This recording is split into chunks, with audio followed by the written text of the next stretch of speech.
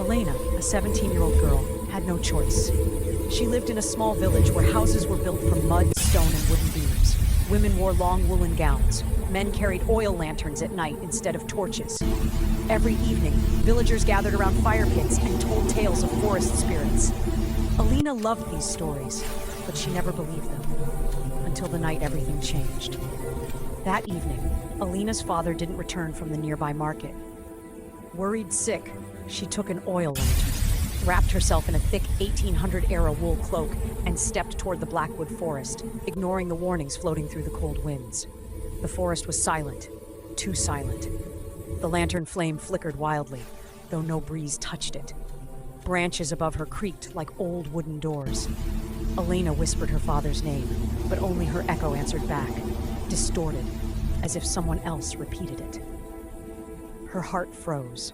She spun around. No one. She pushed deeper into the dark, stepping over dried leaves crushed under her leather boots. Fog curled around the trees, moving like living creatures. Suddenly, she saw footprints, her father's familiar shoe marks disappearing into a narrow path. She followed. Minutes felt like hours. Then the air changed, bitterly cold, heavy, almost unbreathable. Elena raised the lantern and gasped. A figure stood ahead, a tall, thin silhouette, back turned, wearing clothes from another century, a long, tattered coat, hair falling to the shoulders, unmoving.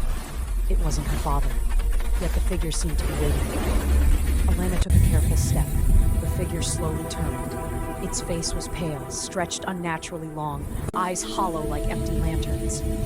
In a trembling voice, it spoke words from the old folklore she once laughed at. "You entered the forest after sunset. You belong to us now." Branches whipped her face. Roots tried to trip her. The lantern's light shook violently. Behind her, the floating figure moved silently, getting closer, closer, closer. Then, a hand grabbed Elena's arm from the side. She screamed, but it was her father. "Why are you here, child?" he whispered. "The forest doesn't like visitors." He pulled her behind a giant fallen tree. Elena's breathing trembled. Her father covered her lantern with his hand. The forest went dead silent. The floating figure drifted past them, searching, sniffing the cold air like a starving animal. It whispered her name again, slow,